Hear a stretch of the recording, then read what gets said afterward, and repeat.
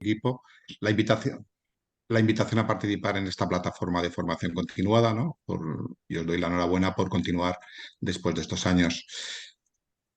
La disfunción eréctil la podemos definir como la incapacidad persistente para alcanzar una erección con suficiente rigidez que nos permita una relación sexual satisfactoria y que ha sucedido durante al menos los últimos 3 meses.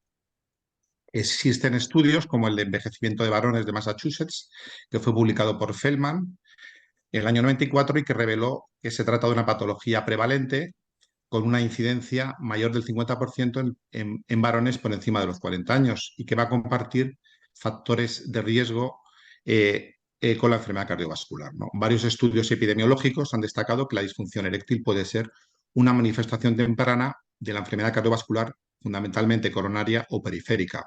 Por tanto, es un problema prevalente y que puede ser, como hemos dicho, la primera manifestación de patologías más graves. Haciendo un poco de historia, ya en el Antiguo Egipto hay referencias históricas sobre la disfunción eréctil y la habilidad. Así se representaba al dios Min, como ven aquí en la imagen, en el templo de Karnak, en el año 1500 a.C., como una figura de pie con la mano derecha levantada y la mano izquierda sujetando un pene erecto. En la antigua Grecia y Roma hay referencias en textos de Hipócrates y Galeno, y con este fin, en la época del Imperio Romano, se consumían testículos de monos y ciervos con el fin de aumentar la virilidad. Previamente, Hipócrates recomendaba también el uso del cuerno de rinoceronte en polvo para favorecer la aparición de erecciones más rígidas, en cierta referencia con la forma de este apéndice de este animal.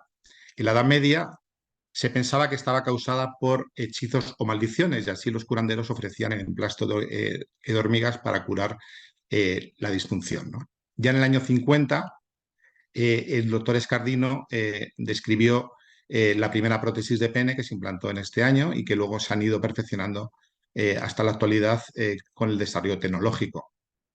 Sigmund Freud, a finales del siglo XIX y principios del XX, sentó las bases psicológicas de la sexualidad y de la disfunción eréctil, como podían ser los miedos, la ansiedad o el trauma. En el año 82, Virag, un cirujano francés, describió la inyección intracavernosa de papaverina como tratamiento de la disfunción. El año 96 supuso una auténtica revolución, dado que apareció el Prostadil, que era la prostaglandina 1, con el nombre comercial de Caberjet, para el tratamiento de la impotencia. Y el año 96 también salieron los fármacos inhibidores de la 5-fosfodiesterasa, como es el sildenafil, con el nombre comercial de Viagra, que supuso un auténtico boom de ventas en la industria farmacéutica. Las acciones de Pfizer, como en aquella imagen, multiplicaron su valor por 10 y, eh, y supuso una auténtica revolución en el tratamiento de esta disfunción, ¿no? Más recientemente, el año 2010, salieron los primeros estudios mostrando la eficacia de las ondas de choque en el tratamiento de esta disfunción eréctil, ¿no? Desde el punto de vista anatómico, hay que decir que el pene se va a componer de 3 cuerpos eréctiles longitudinales, que van a ser 2 cuerpos cavernosos que se van a localizar en la región dorsal del pene y un cuerpo esponjoso que se va a localizar en la región ventral, ¿no? Van a existir 3 estratos anatómicos separados por la piel de Hildartos, la fascia de Buck y la albuginia, ¿no? Por debajo de la piel de Hildartos se va a localizar la vena dorsal superficial. Por debajo de esta está la fascia de Buck, que va a envolver los cuerpos cavernosos, el cuerpo esponjoso y los vasos dorsales, como ven aquí, y los nervios dorsales.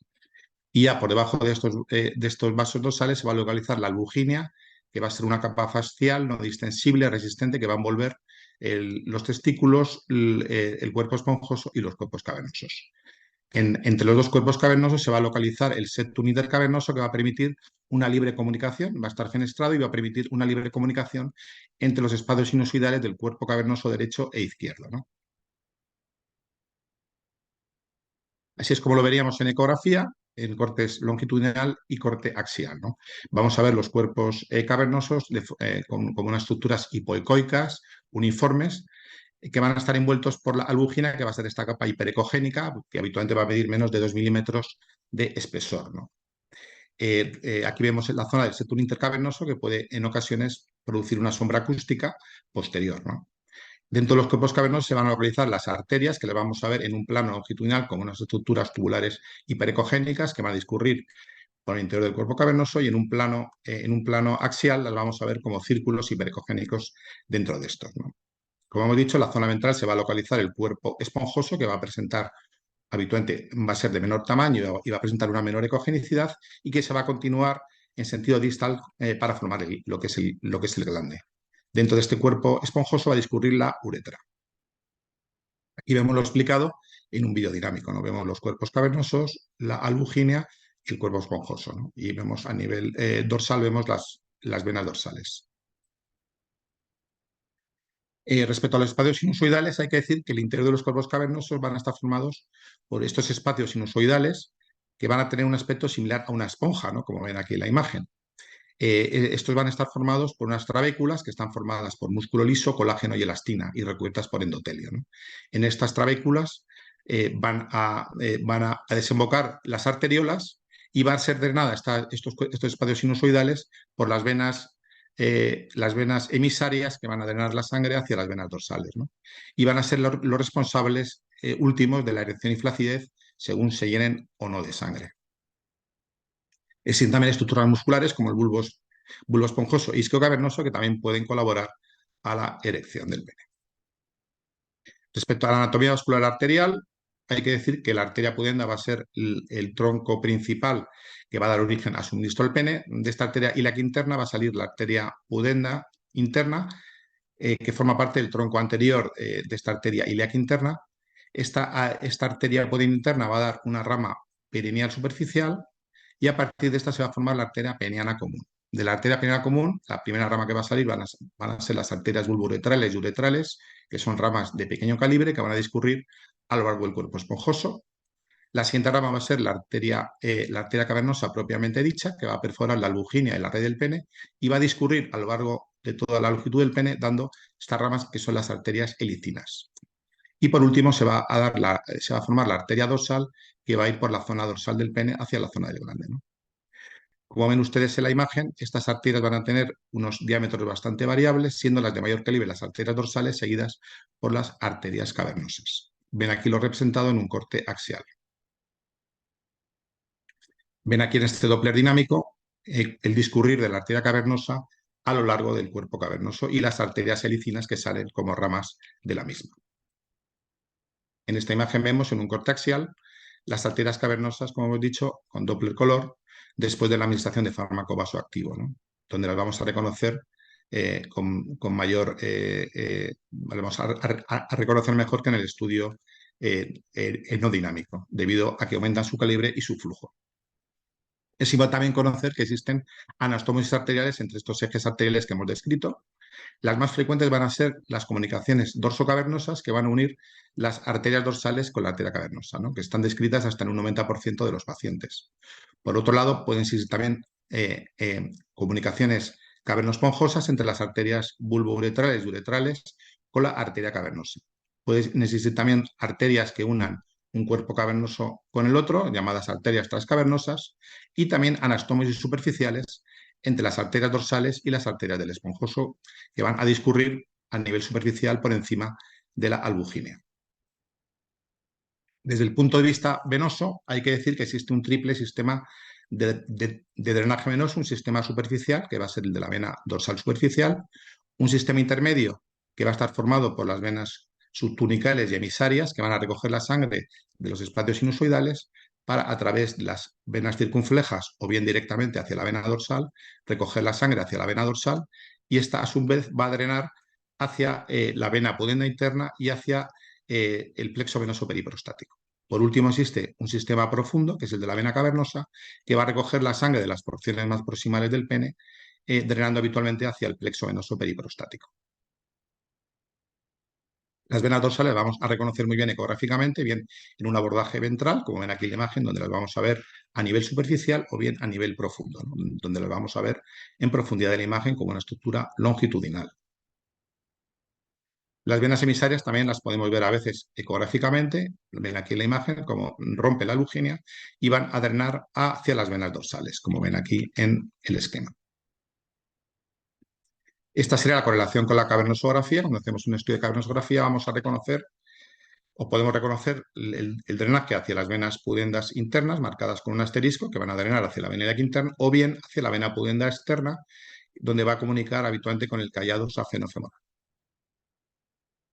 ¿Qué es lo que pasa cuando el pene está en estado flácido? Bueno, pues en esta fase el músculo liso va a estar contraído, como ven aquí en la imagen, y los sinusoides cavernosos están colapsados, ¿no? Las venas emisorias van a drenar libremente hacia las venas circunflejas y hacia las venas dorsales. Con la estimulación sexual se libera la liberación de neurotransmisores a nivel de las terminales nerviosas cavernosas, liberándose óxido nítrico. Este óxido nítrico va a activar el guasín monofosfato cíclico, que va a producir una relajación de los músculos lisos con dilatación de las arteriolas y aumento de flujo sanguíneo, ¿no? Se va a producir esta dilatación de los espacios sinusoidales. Al dilatarse estos espacios sinusoidales, como en la imagen, van a comprimir estas venas subtunicales, dificultando la salida de drenaje venoso y produciendo un aumento de presión sinusoidal, que va a elevar el pene desde el estado flácido a la fase de erección. Por último, se va a producir un nuevo aumento en la presión sanguínea con contracción de los músculos que va a generar la fase de erección rígida. Por tanto, podemos decir que la erección es un mecanismo venoclusivo, que los cuerpos cavernosos van a comprimir, como hemos dicho, las venas periféricas o la túnica albuginea y que va a dificultar el drenaje venoso produciéndose la distensión peniana, ¿no? Va a depender, por tanto, no solamente de este mecanismo venoclusivo, también es necesario un aporte arterial adecuado, por supuesto la inervación neuronal, y también va a depender de la elasticidad de la musculatura lisa, ¿no? Esta elasticidad con la edad o por trauma o por otros factores puede producirse fibrosis de esta, con lo cual va a ser otro factor que puede influir en la disfunción.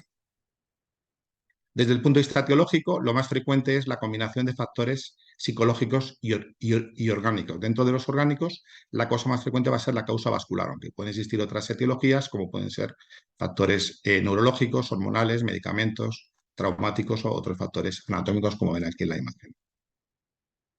Desde el punto de vista de la valoración diagnóstica, es necesaria una exploración física completa, que incluya también una exploración de los genitales, neurológica y vascular, viendo los pulsos arteriales, determinaciones analíticas, incluyendo determinaciones hormonales, y también se va a realizar un cuestionario internacional de la función eréctil, que va a ser un cuestionario autoadministrado por el paciente, que consta de 15 ítems relacionados con las diferentes áreas de la función sexual, y que va a graduar y que puede graduar el grado de disfunción que presenta el paciente, ¿no?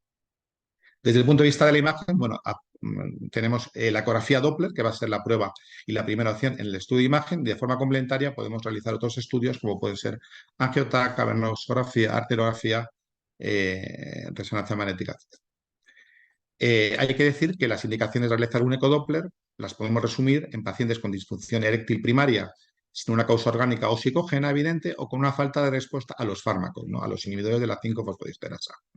También jóvenes con antecedentes de trauma pélvico o perineal que pueden beneficiarse de una cirugía de revasculación curativa.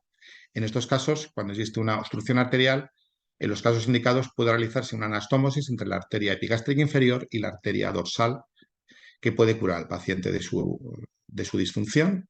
En la enfermedad de Peyronie y curatura peniana congénita, también en aquellos pacientes que son candidatos a la corrección quirúrgica, y también se puede realizar por razones médico-legales, como para documentar una disfunción eréctil avanzada, por ejemplo, en un paciente al cual se le vaya a poner una prótesis de pene. Por último, en la valoración del priapismo y la diferenciación del priapismo de bajo flujo del de alto flujo, ¿no? El estudio Doppler, ¿cómo lo hacemos? Bueno, pues es muy importante realizar un código informado si vamos a inyectar un fármaco vasoactivo, ¿no? Y hay que advertir al paciente de la posibilidad de que pueda tener una erección prolongada que pueda acabar en un priapismo, aunque esto, como veremos luego en la discusión, que aplicando una serie de medidas podemos disminuir muchísimo el riesgo de que esto suceda, ¿no? Por otro lado, es necesario, lógicamente, un ambiente íntimo, el utilizar una sonda de alta frecuencia. Posición supina, el gel precalentado, si lo disponemos, también va a ser útil, dado que el frío pues, puede inhibir la respuesta eréctil. Y empezaremos el estudio observando la anatomía en escala de grises en cortes saquitales y axiales, ¿no? Y viendo el diámetro de las arterias cavernosas si las podemos reconocer en el estudio ecográfico. Y vemos la medición de las arterias en estado basal, donde vemos una simetría entre la arteria cavernosa del lado izquierdo, que es pequeña, con respecto a la del lado derecho, que tiene un calibre más normal. Estas arterias, como hemos dicho anteriormente, las vamos a ver mejor tras la administración del fármaco vasoactivo, ¿no? Con respecto al estudio en escala de grises, la enfermedad que más vamos a ver en pacientes con disfunción va a ser la enfermedad de Peyronie, que va a aumentar con la edad del paciente y que va a asociar con frecuencia a disfunción, ¿no? Lo que vamos a ver en estos pacientes es un engrosamiento de la túnica albuginea que van a formar placas fibrosas o calcificadas, ¿no? Más frecuentes en la zona dorsal y que se van a asociar típicamente a una curvatura del pene durante la erección, ¿no? Cuando esta curvatura es muy importante, puede llegar a producir, lógicamente, disfunción eréctil y dolor durante el coito, ¿no? La ecografía nos va a servir para ver la localización y extensión de estas placas, la profundidad, y podemos verlas más hipoecoicas o más hiperecogénicas, ¿no? En el estadio final las placas se van a calcificar y aquí ya cuando están calcificadas se consideran placas más estables, ¿no? El Doppler, el estudio Doppler va a ser útil para estudiar la vasculatura del pene y ver si existen anomalías vasculares asociadas o producidas por estas placas fibrosas, ¿no? Que van a ser importantes de cara a la valoración del tratamiento. En otros pacientes, por ejemplo, podemos encontrar placas de calcificación como este paciente que seguía un tratamiento de farmacoterapia intracavernosa crónica y como secuela habían aparecido estas placas que lógicamente contraindicaban seguir con este tratamiento intracavernoso. Por supuesto, el trauma también puede producir en fase crónica disfunción por áreas de cicatriz o fibrosis, como ven aquí en la imagen, y también el trauma puede producir lesión de las arterias, lesión nerviosa y también fuga venosa. Con respecto al abordaje, nosotros preferimos realizar un abordaje ventral en el cual el pene se va a posicionar por encima de la tripa del paciente y en este abordaje ventral vamos a ver en primer lugar el cuerpo esponjoso, más en una posición intermedia los cuerpos cavernosos con sus arterias, como aquí en la escala de grises, y más en profundidad vamos a ver los vasos, los vasos dorsales. Podemos realizar también un abordaje dorsal de forma alternativa, donde en este caso vamos a ver las arterias dorsales y la vena dorsal más en superficie, los cuerpos cavernosos y el cuerpo esponjoso en profundidad. Cuando hacemos un abordaje lateral podemos ver incluso a veces, como en aquella imagen, las arterias cavernosas en un mismo plano de la imagen. Con respecto a la administración del fármaco, bueno, pues vamos a utilizar una aguja de insulina y lo vamos a inyectar en la porción proximal del cuerpo cavernoso sosteniendo el pene con la mano firmemente. No vamos a inyectar este agente vasoactivo, que suele ser una prostaglandina E1, a veces lo podemos combinar también con papaverina, ¿no? En una posición entre las 1 y las 3 o las 11 y las 9. Va a ser útil realizar una inclinación de 45 grados para evitar que la aguja se nos salga fuera del cuerpo cavernoso y vamos a ajustar la dosis en función del grado de disfunción y sospecha clínica, ¿no? El fármaco cuando se inyecta debe inyectarse de forma suave y sin resistencia, ¿no? Si vemos que existe resistencia o dolor en la aplicación, habitualmente es que lo estamos inyectando fuera del cuerpo cavernoso y debemos de reposicionar la aguja, ¿no? Por último, una vez retirada la aguja, es importante realizar una presión suave sobre el sitio de inyección para evitar la formación de un hematoma. La ecografía realizada después de la administración del fármaco nos va a servir para adecuar su correcto posicionamiento. Aquí vemos una inyección adecuada, ¿no? Donde vemos la difusión del fármaco por los cuerpos cavernosos y en la imagen de la izquierda vemos cómo, sin embargo, este fármaco está mal posicionado, ¿no? Está por fuera del cuerpo cavernoso. En estos casos, pues puede ser necesario realizar una segunda inyección para poder realizar la prueba. En la fase normal o fase de reposo hay que decir que, bueno, que se distinguen 6 etapas dentro de la fisiología eréctil. Esta sería la primera fase, la de reposo. Luego existiría una segunda fase de latencia, otra de tumescencia y por último unas fases de erección completa, de erección rígida y por último la de tumescencia, ¿no? Estas fases van a presentar características diferenciadas tanto en el diámetro de las arterias cavernosas como en el tipo de onda espectral que vamos a encontrar, ¿no? En la fase de reposo o fase flácida, en estos casos, la presión intracavernosa va a ser baja y nos vamos a encontrar con una onda de baja velocidad, como ven en la imagen, y alta resistencia. Se consideran normales velocidades picosistólicas en el estudio de reposo por encima de 15 céntimos por segundo, aunque en pacientes mayores valores por encima de 10 pueden considerarse también normales, ¿no? El realizar estudios de velocidades basales sin fármaco para el diagnóstico de la disfunción de causa arterial, bueno, pues muestra unas especificidades bastante altas cuando tenemos velocidades menores de 10, aunque van a ser de muy baja sensibilidad. Por tanto, no se suele recomendar este estudio de velocidades basales sin fármaco vasoactivo, ¿no? Podríamos decir que hacer un estudio de pene para cuantificar el flujo sanguíneo de una erección sin una erección sería como realizar una prueba de esfuerzo sin un factor estresante, no tendría, por tanto, mucho sentido. Cuando hemos administrado el fármaco, vamos a tener a continuación la fase de latencia. En esta fase va a aparecer un gran aumento de flujo de estas arterias cavernosas, que lo vamos a empezar a ver muy bien, con una gran resistencia, con una resistencia mínima, ¿no? La presión intracavernosa se mantiene baja. Esto va a suceder más o menos a los 5 minutos de la inyección del fármaco, ¿no? Y vamos a ver una onda monofásica de baja resistencia con una velocidad picosistólica alta, ¿no? Se describe normal por encima de los 35 centímetros por segundo. En la siguiente fase va a ser la fase de tumescencia, que empieza a aumentar la presión intracavernosa, que se empieza a igualar a la presión diastólica, ¿no?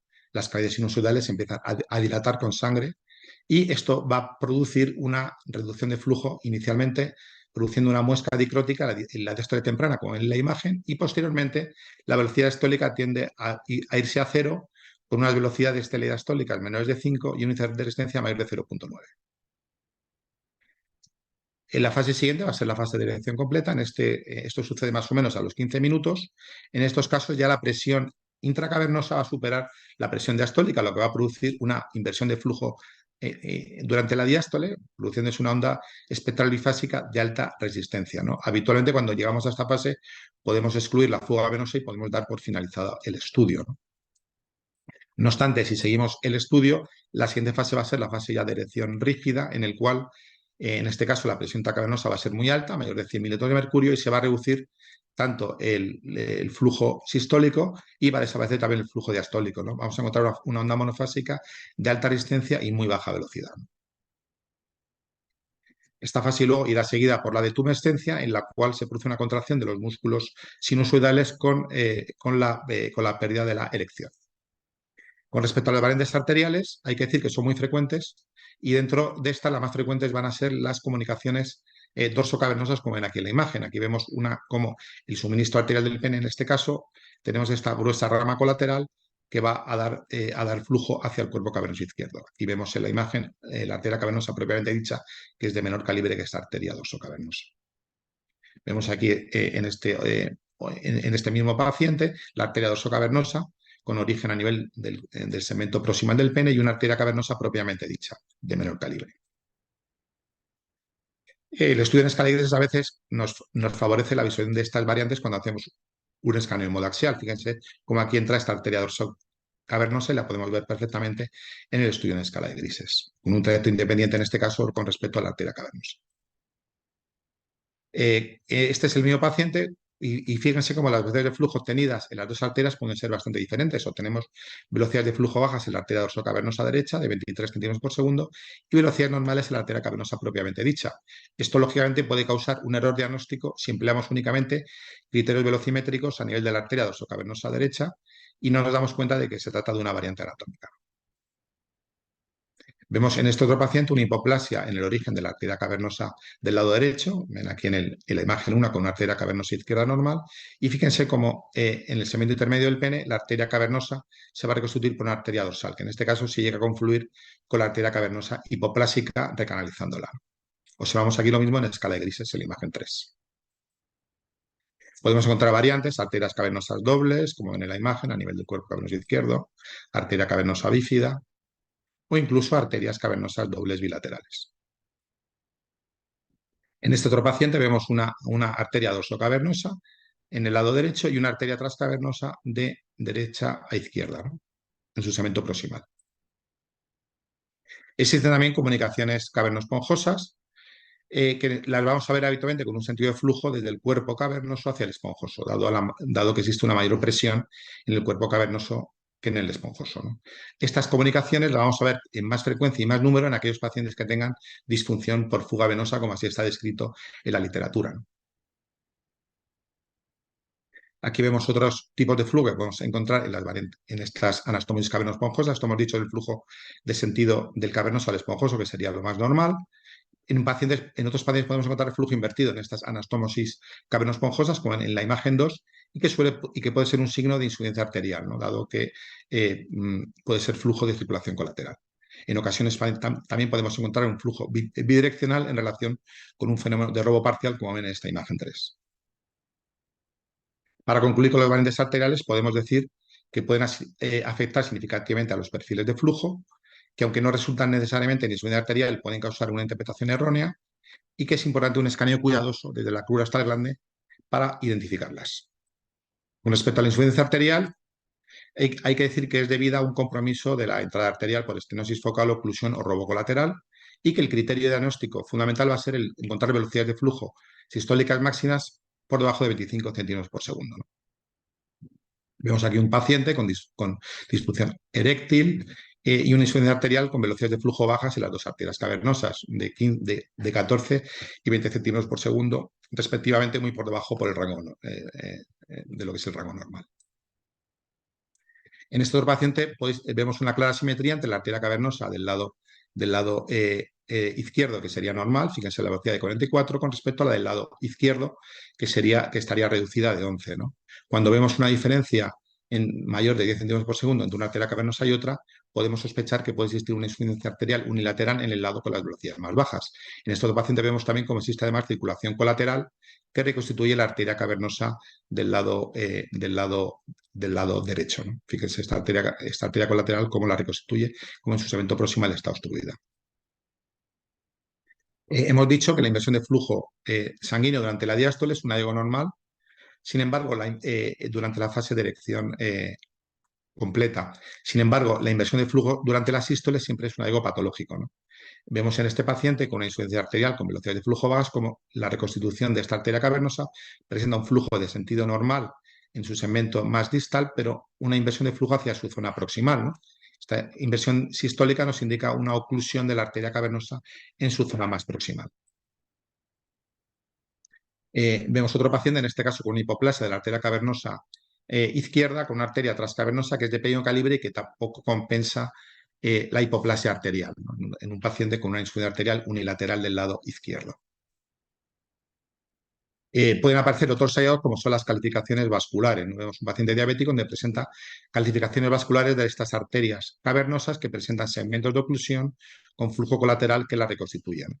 Vemos velocidades bajas y vemos también placas calcificadas en las arterias femorales comunes. Este es un caso interesante. Se trata de un paciente joven de 31 años con una enfermedad de Fabry, con un antecedente de priapismo de bajo flujo que requirió cirugía.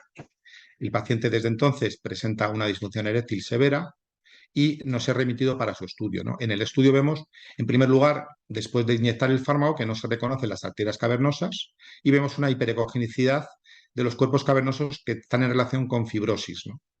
Al estudiar el flujo arterial vemos que existe un flujo invertido desde estas anastomosis cavernosponjosas hacia el cuerpo cavernoso, las vemos codificadas en azul con el Doppler color, que nos indican, que nos indican flujo colateral, que no obstante no es suficiente para suplir la obstrucción cavernosa y los cambios secundarios a la fibrosis de los cuerpos cavernosos.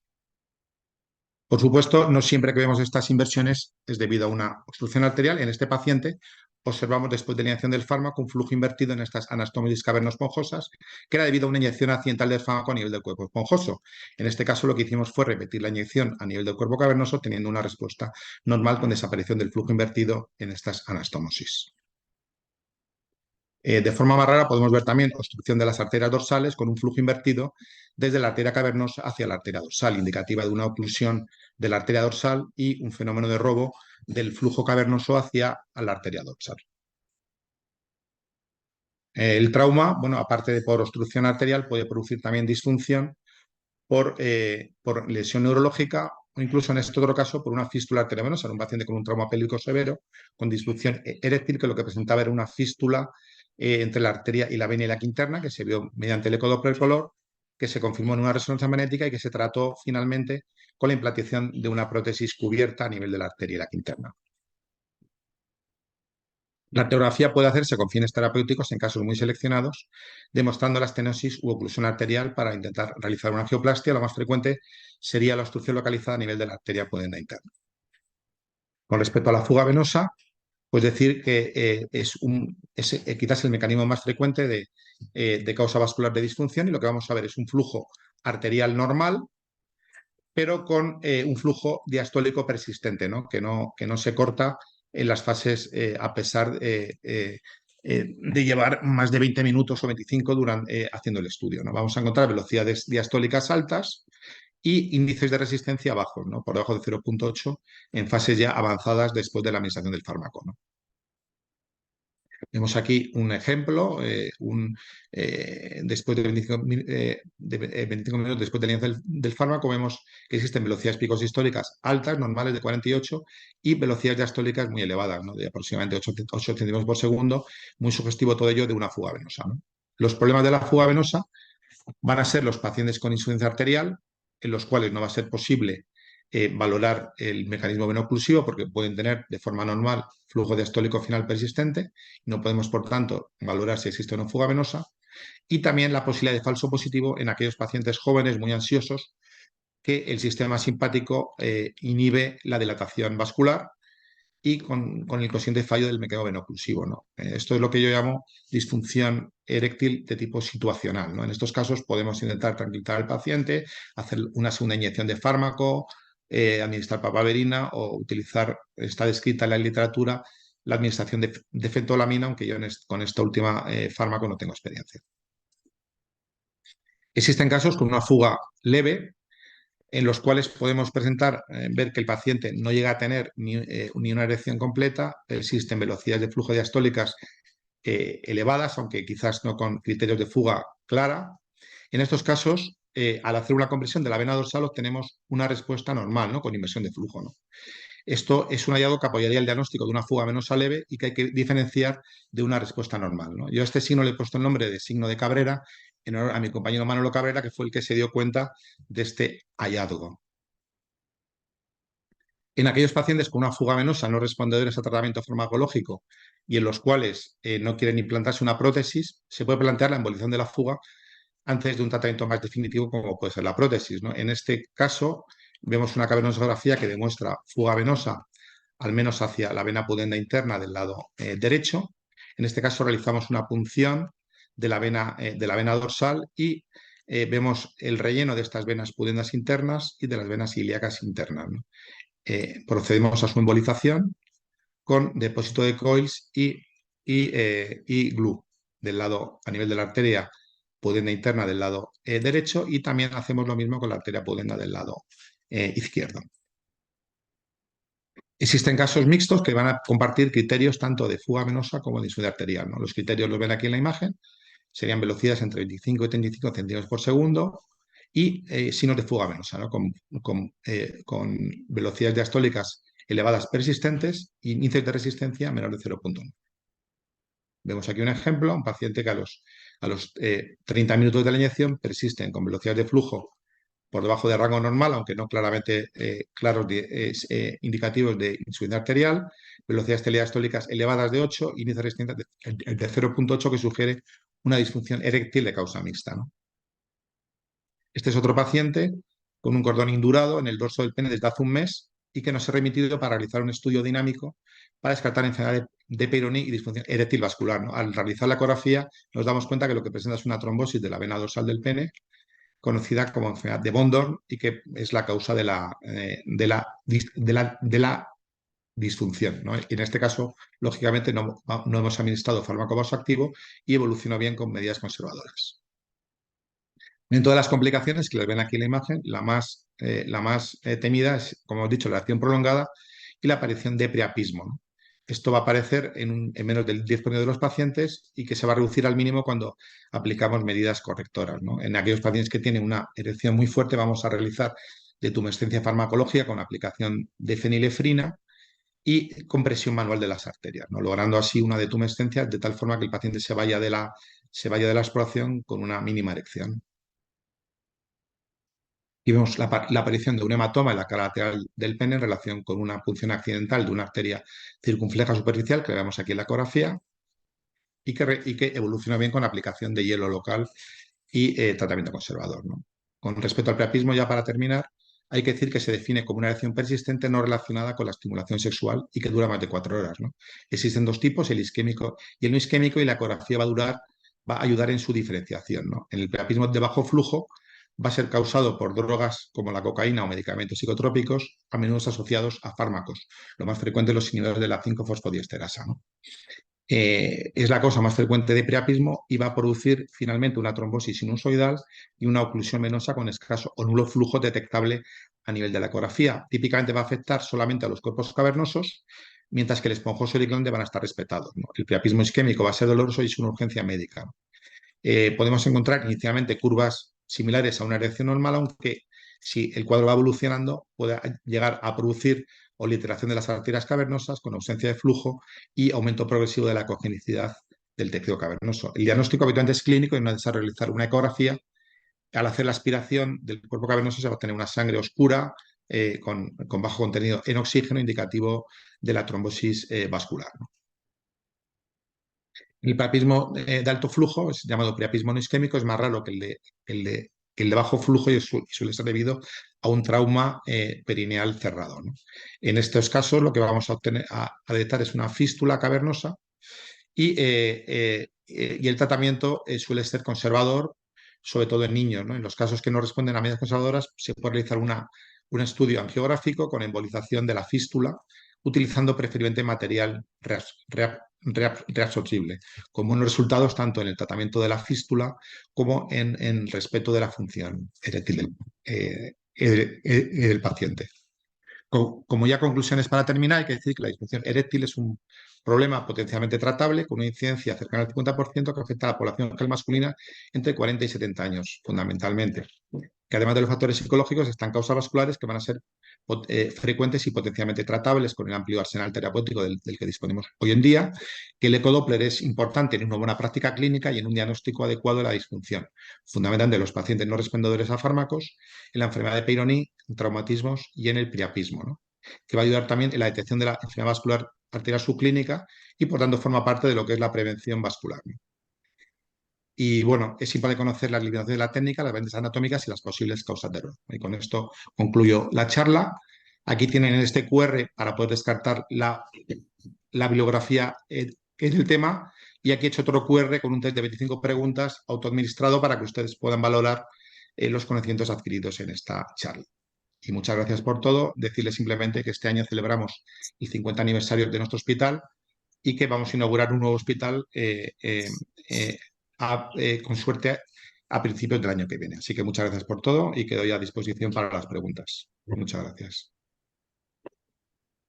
Pues muchas gracias, Ángel. Recordad que podéis hacer las preguntas directamente al chat y también contamos hoy con la presencia de Teresa Moreno desde Huelva y Dani Corominas aquí desde Barcelona para que puedan ellos también comentar su experiencia o si tienen también preguntas para ti, Ángel. Muchas gracias. Sí, Ángel, Bueno, muchas Ángel. gracias. Perdona, Teresa. Empieza. No, tú. Empieza. Gracias, Teresa, perdona. Muchas gracias por la charla, la verdad es que toda la infografía y las imágenes son preciosas y Gracias. están muy bien conseguidas, la verdad. Yo te quería preguntar una cosa, sobre todo del tema que has comentado de esta disfunción eréctil situacional, ¿no? Que te encuentras con los chicos jóvenes, que es algo que yo creo que pasa en todos los hospitales. ¿Qué método de exploración usas? Porque el método, ¿no? el más descrito es entrar cada 5 minutos a la sala de exploración, realizar la ecografía cada 5 minutos para ver todo este patrón, ¿no? que realiza la onda fásica en la ecografía. Pero nosotros nos hemos encontrado que esto muchas veces, sobre todo en este tipo de paciente más joven, es algo como... Es donde se eleva, ¿no? El sistema simpático y nos impide conseguir esta erección. ¿Qué método usas? ¿Tú entras a los 20 minutos o entras Yo habitualmente me suelo salir de la sala, no dejo al paciente que se quede tranquilo, relajado y vuelvo a entrar, ¿no? Muchas veces cuando entro, él tiene una erección completa, lo voy a estudiar, veo la inversión diastólica y enseguida vuelve a hacer contracción del simpático y aparece flujo diastólico alto, ¿no? Con lo cual, pues siempre te genera dudas si puede haber una fuga venosa o no. Pero bueno, yo en este tipo de perfil de pacientes, cuando veo este tipo de comportamiento, pues ya lo sugiero en el informe que existe una disfunción eréctil de tipo situacional, ¿no? ¿Vale? Pero siempre te genera cierta duda con que puede existir pues, una fuga venosa. Dado o sea, ya digo, porque el paciente en cuanto entras bloquea la erección y vuelve a tener flujo diastólico alto, ¿no? No sé cuál es no sé cuál es vuestra experiencia. Nosotros aquí a veces repetimos la inyección del fármaco con una segunda dosis. A veces ponemos también papaverina, pero bueno, a veces ni con esto es suficiente para contrarrestar el sistema simpático elevado en este tipo de pacientes, ¿no? Sí, no, y en este tipo de pacientes lo que nos hemos encontrado a veces es que nos vienen derivados de otro sitio que le han hecho una ecografía y quizá porque no tienen el sistema que tenéis montado vosotros en la privada, ¿no? Que tenéis un equipo multidisciplinar con urólogo presente y todo, ¿no? Y con la posibilidad de dar antídoto y eso. Y son pacientes que se han explorado con poca dosis, muchas veces de Caberget, y nos encontramos que están diagnosticados de disfunción eréctil cuando lo que pasa es que no nos hemos atrevido, ¿no? No se han atrevido a dar una dosis más alta para provocar esto, y son pacientes que les genera mucha ansiedad, ¿no? Porque son chicos jóvenes que están diagnosticados de disfunción eréctil cuando realmente no hemos ido más allá y no hemos podido dar la dosis que tocaba por miedo, ¿no? Al priapismo muchas veces, pero Exacto. como decías tú, si tienes bien aprendido cómo usar el arsenal terapéutico, ¿no? Si tienes la fenilefrina, sabes usar las dosis, sabes monitorizarla bien y todo, yo creo que es algo que tenemos que solucionar nosotros. Sí, nosotros para prevenir lo que es lo que es el priapismo empezamos con dosis más bajas habitualmente, sobre los 10 microgramos, incluso en gente muy joven en los cuales sospechamos una disfunción psicógena o pacientes con eyaculación precoz o incluso aquellos pacientes con lesión medular en los cuales se hace un estudio para descartar una causa vascular, empezamos con dosis incluso más bajas de 5 microgramos. En otros pacientes, como tú dices, ya diabéticos, con una disfunción eréctil severa o que sospecha o con claros datos clínicos de una fuga venosa, podemos empezar con dosis más altas de 20 microgramos, que luego incluso podemos repetir si no tenemos una respuesta eréctil adecuada, ¿no? Y luego ya te digo, si hay una erección muy fuerte, solemos hacer una detumescencia farmacológica, inyectamos fenilefrina, habitualmente en dosis de 300, 400 microgramos que podemos repetir en caso de que no se obtenga pues, una respuesta adecuada a los 20 minutos o media hora, y aplicamos también compresión manual de las arterias para favorecer la detumescencia, ¿no? De tal forma que el paciente se vaya de la consulta con prácticamente sin erección o con una erección mínima, ¿no? Por supuesto, hay que decir al paciente que si vuelve a tener erección cuando está en su casa, pues que acuda a un especialista o un hospital para evitar que la erección acabe en un priapismo de bajo flujo, ¿no? Muy bien. Bueno, Muchas nos quedan gracias. 3 minutos. Teresa, ¿algún comentario? Pues sí, yo quería preguntarle a Ángel, bueno, sobre todo decirle que me han encantado, como siempre, las presentaciones y los dibujos y Gracias. esquemas que hace. Y quería preguntarte si los contrastes ecográficos o la elastografía pueden aportar información a la ecografía Doppler. Tengo dos Ujú. preguntas, esa sería una. Bueno, Y la otra es un poco de cara al tratamiento. Cuando diagnosticáis una disfunción de bajo flujo, si pasáis directamente a hacer una cabersonografía con la inyección en la vena o hacéis una cabersonografía con TAC, que parece que, bueno, que últimamente es como algo que están empezando a salir en los artículos, previo al ujú. tratamiento, ¿no? Al tratamiento Sí. con embolización, con coils o con glue, ¿no? Son las dos preguntas que te quería hacer. Nosotros en el hospital el diagnóstico de la fuga lo hacemos directamente con lo que es el ecodoppler, ¿no? Si está claro, y en los casos de los cuales se nos solicita tratamiento, habitualmente son a veces chicos jóvenes que no consiguen una erección adecuada y los cuales tienen claros datos o sea, de fuga venosa. En esos casos realizamos una cavernosografía con inyección de fármaco y vemos si se confirma o no la fuga diagnosticada por lo que es los ecográficos, ¿no? En estos casos, en ese mismo acto, procedemos a la punción de la vena dorsal del pene y, como el caso que he mostrado, realizamos la embolización de las venas pudendas internas. En ocasiones también podemos realizar el estudio de forma retrógrada desde la vena femoral o desde la vena yugular, entrando de forma retrógrada en las venas pudendas y realizando también el tratamiento desde estos otros accesos. Y bueno, la verdad es que la técnica es bastante bonita, no tiene grandes complicaciones, eso sí, es bastante laboriosa y el resultado técnico suele ser alto, ¿no? El poder de éxito técnico pues, está cerca del 90%. Los resultados en cuanto al tamaño de lo que es la disfunción es menor, lo que es el éxito clínico total o parcial, pues oscila entre un 50 a un 60% de la prueba. Pero sí que tenemos casos que con el tamaño de embolización el paciente ha recuperado una función eréctil normal incluso sin administración de fármaco, ¿no? La evolución a largo plazo pues, es más incierta, ¿no? La otra que te Ah, preguntaba bueno, era la la utilización cavernos. de los Sí, contrastes los, o... los contrastes no tenemos experiencia, aunque en la literatura está escrito que puede utilizarse para valorar la fibrosis del cuerpo cavernoso en aquellos pacientes que hayan tenido un priapismo de bajo flujo con fibrosis del cuerpo cavernoso y también para valorar la permeabilidad de los quirúrgicos. También hay artículos que describen la utilidad de este contacto ecográfico, ¿no? Y respecto a la astografía, sigue siendo también una técnica experimental y bueno, el valor sería el detectar áreas de fibrosis que están asociadas a la disfunción eréctil, ¿no? Y también para la valoración de la enfermedad de Peyronie, para detectar mejor estas placas fibrosas que a veces pueden ser incluso no palpables a la exploración clínica, ¿no? Serían las dos utilidades fundamentales. Pues, Aunque ya digo que es experimental todavía, no existen una aplicación clínica clara. pues muchísimas gracias, Ángel, y paso la palabra al doctor Pineda, Víctor, para que concluya la sesión. Muchas gracias, Carlas, y también agradecer a Teresa y a Dani la participación.